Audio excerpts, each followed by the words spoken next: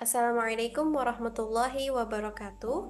We are going to Wow. present a C about obesity. Our group member is Zainab, Nada, Sanabel, and Amelia. So for the first slide, we'll goes to Zainab. So, so we have the case C, which is a woman, 40 years old, with 5 feet 1 inches tall and weighing 188 pounds, come to consultation to the physician, complaining of frequent episodes of dizziness and numbness in her leg. She was too worried for her weight. Her waist measured 41 inches and hip measured 39 inches. Her only child, who was 15 years old, her sister, and both of her parents were overweighted. The patient recalled that she had been obese throughout her childhood and oldness.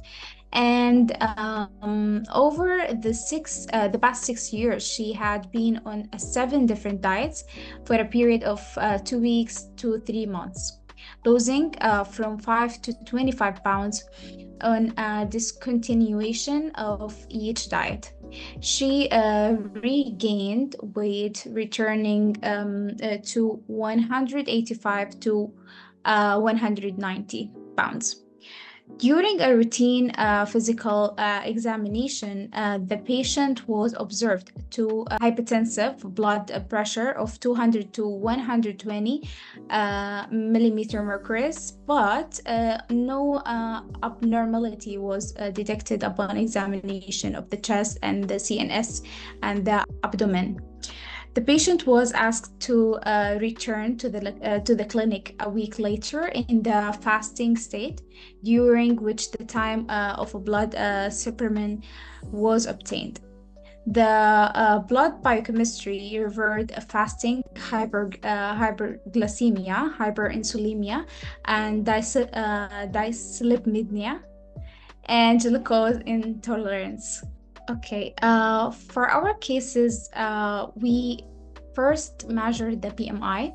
The BMI is the body mass index. It is measured for inducting nutrition status in adults. It is used to know or to assess the risk of dizziness of the disease associated for excessive body fat. And since the BMI increase, of course, the risk of the disease or the death or the cardiovascular disease or even high blood pressure will increase, okay, as well as the diabetes. So from our case, the height of the woman, it was 5 feet and 1 inch, while her weight was 188 pounds.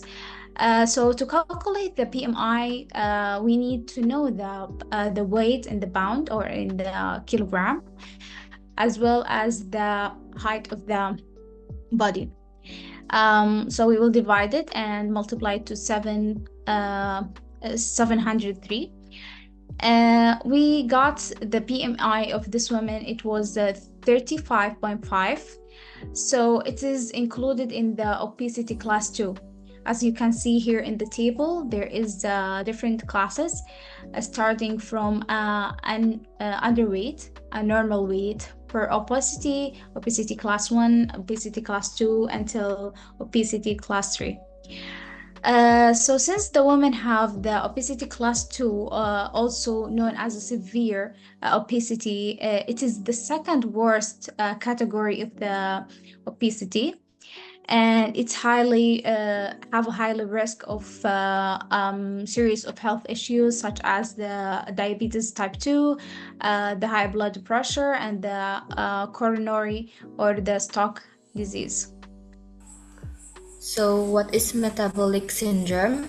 Metabolic syndrome is a cluster of conditions that increase the risk of heart disease, stroke, and type 2 diabetes.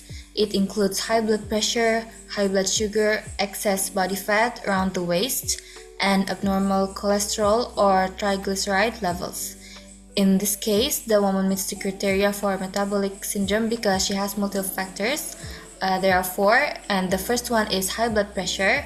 The woman's high blood the woman's blood pressure is 200 over 120 mmHg or millimeters of mercury, which is above the normal range, which is 130 over 85 mmHg or higher.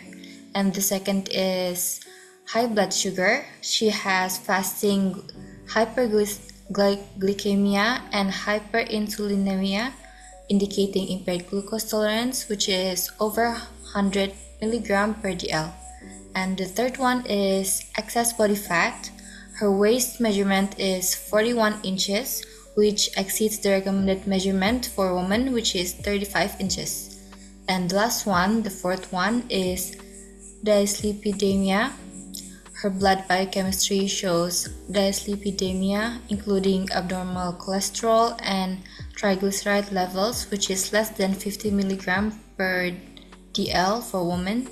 So these conditions collectively indicate that the patient has metabolic syndrome, which requires immediate lifestyle changes and potential medication to manage the associated health risks. So next is way to reduce risk for complications of metabolic syndrome. Implementing strategies that address this factor can help individuals make informed lifestyle choice and reduce their risk. Here's an explanation based on biochemistry. Lifestyle. Lifestyle has an important role in progressions of numerous risk factors of metabolic syndrome, as well as change of some habit could reduce prevalence of this disease. Persons with metabolic syndrome are frequently overweight and have sedentary behavior. Second, diet. Common conditions among omnivorous individuals with 47.55% preferring vegetarian meals. This is due to lower lipid and glucose levels and accumulations of fat and lipotoxins in the liver, skeletal muscle, and pancreas, leading to insulin resistance. Conversely, a different study found that eating vegetarian food did not lower the risk of metabolic syndrome. In veggie, N is equal to 1116 compared to pisco, lactose, and non-vegetarian group. N is equal to 2461, 4313, and 85319.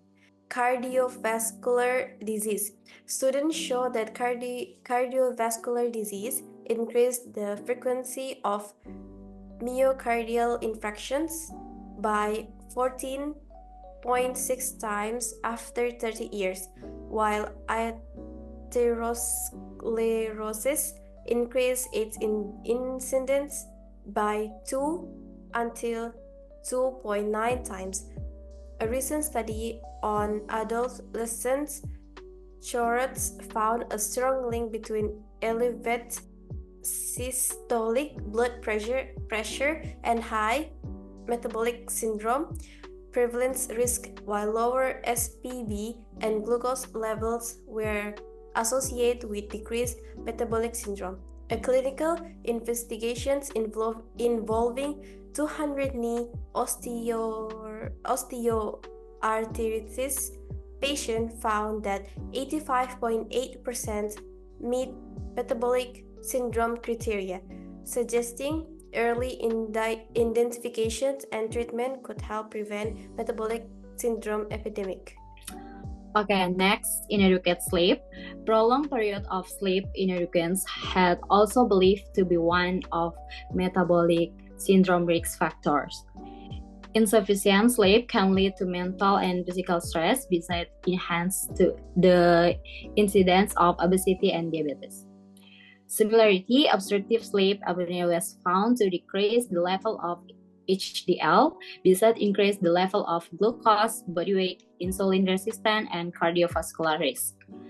All this sequence augment the prevalence of metabolic syndrome by 87% and is 61 compared to control group 35% and is 33.